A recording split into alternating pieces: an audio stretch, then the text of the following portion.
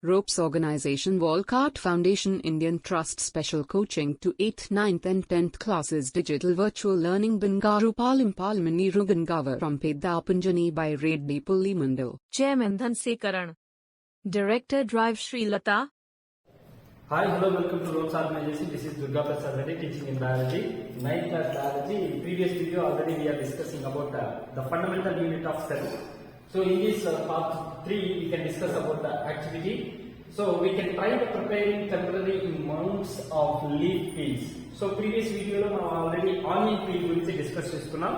But in this video we are discussing about the leaf peels. So కొన్ని రకాలైనటువంటి పత్రాల పైన ఉన్నటువంటి పొరను మనం తీసి చూస్తే సో వాటిలో కణాల యొక్క సైజ్ ఏ విధంగా ఉంటాయి, కణాలు ఏ విధంగా ఉంటాయి, వాటి గురించి మనము ఈ వీడియోలో డిస్కస్ చేసుకోబోతున్నాం. So when observing the onion peel లో మనం అబ్జర్వ్ చేసినప్పుడు డిఫరెంట్ సైజెస్ లో డిఫరెంట్ స్ట్రక్చర్స్ లో మనకు కనిపిస్తున్నాయి.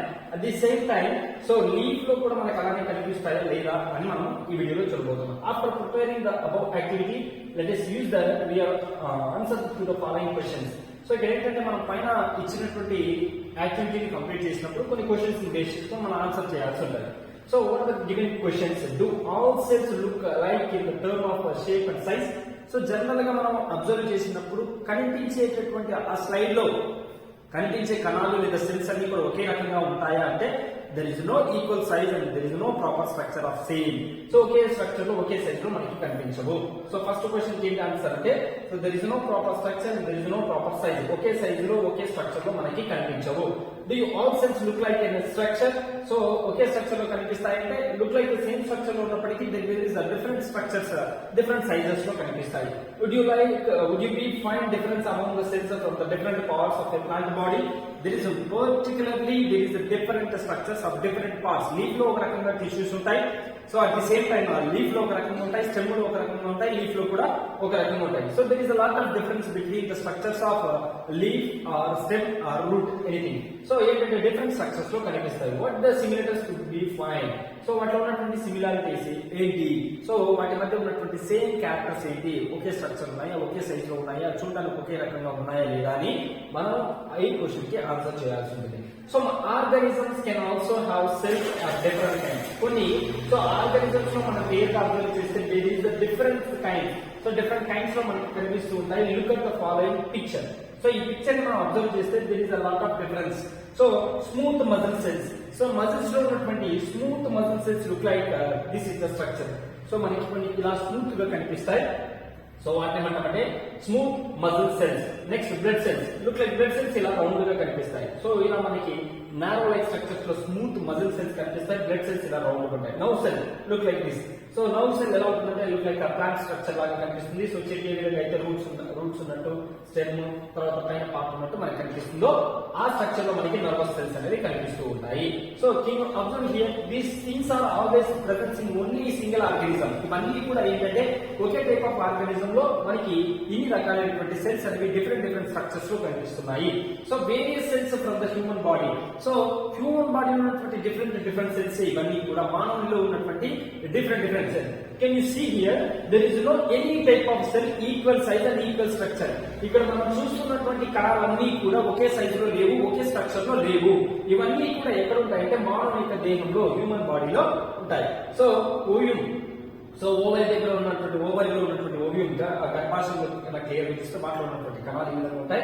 Next bone cell. So when you observe here this is called bone cell. So వీటిని ఏమనిపిస్తామంటే బోన్ సెల్ అంటాం. ఇది స్పోమ్ సెల్. సో నెక్స్ట్ వచ్చేసరికి ఫ్యాటీ సెల్. సో ఇవి ఫ్యాటీ సెల్స్. సో ఇన్ని టైప్స్ ఉన్నటువంటి కణాలు, ఇన్ని రకాలైనటువంటి కణాలన్నీ కూడా ఒకే సైజ్ లో ఒకే స్ట్రక్చర్ లో ఉండవు. ఒకే ఆర్గానిజం లో ఉన్నప్పటికీ there is different sizes and different structures. So in human body. So ఇది మనకి ఏంటంటే డిఫరెంట్ వేరియస్ సెల్స్. సో వాటి యొక్క స్ట్రక్చర్స్. సో నెక్స్ట్ వచ్చేసరికి the shape and size of the cells are repeated to specific function of the form.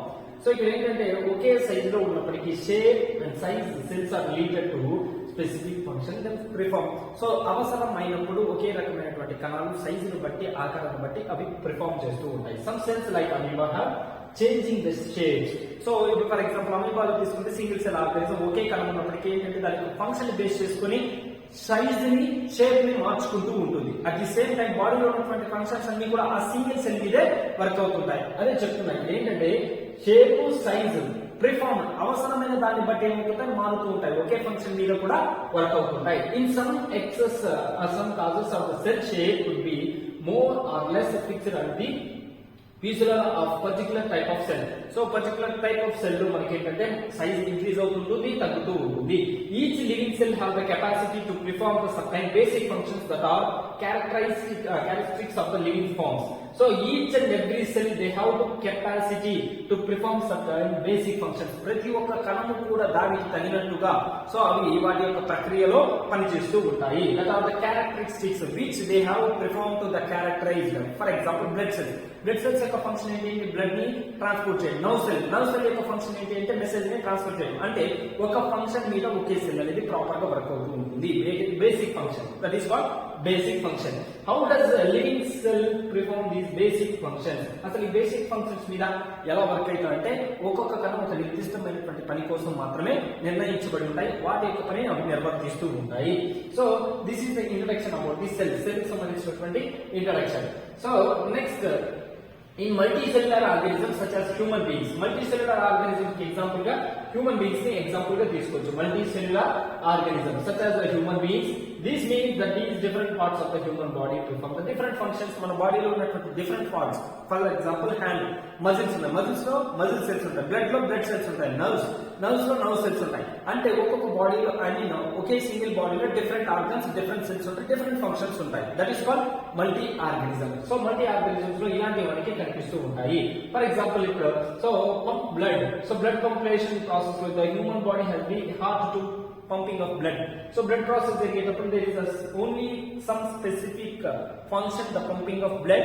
So it is indicates only the function of blood cells. So blood cells యొక్క function మాత్రమే ఉంటుంది. So a stomach to digest the food and soon as similar divisions of labor is also seen within the single cell. So కొన్ని ఏంటంటే food digestion లో ఇలా different kinds లో మనకి ఏంటంటే సో ఆర్గానిజమ్స్ లో ఉన్నటువంటి సెల్స్ సో అవి చేసేటటువంటి వర్క్స్ గురించి మనము సో ఈ వీడియోలో చూసాము. సో వాటి యొక్క సెల్స్ ఏంటి, అవి ఏమి వర్క్ చేస్తాయి, ఓకేనా. సో ఈ వీడియోలో మనం చూసింది ఏంటంటే సో యూనిసెల్యులర్ మల్టీ సెల్యులర్ కి ఉన్నటువంటి సెల్స్ మధ్య ఉన్నటువంటి తేడా ఏంటి, సో డిఫరెంట్ వేరియస్ సెల్స్ అంటే ఏంటి. సో ఈ టాపిక్ కి సంబంధించినటువంటి ఏదైనా డౌట్ ఉంటే please comment on your comment box. So ఈ వీడియోకి సంబంధించినటువంటి డౌట్స్ ఏమైనా ఉంటే సో మీరు కామెంట్ బాక్స్ లో కామెంట్ చేయండి. In next video we can discuss about the plasma membrane or cell membrane. So plasma membrane కి సెల్ మెంబ్రేన్ కి ఉన్నటువంటి వేరియేషన్స్ ఏంటి సో నెక్స్ట్ వీడియోలో మనం చూస్తాం. థ్యాంక్ యూ అన్న.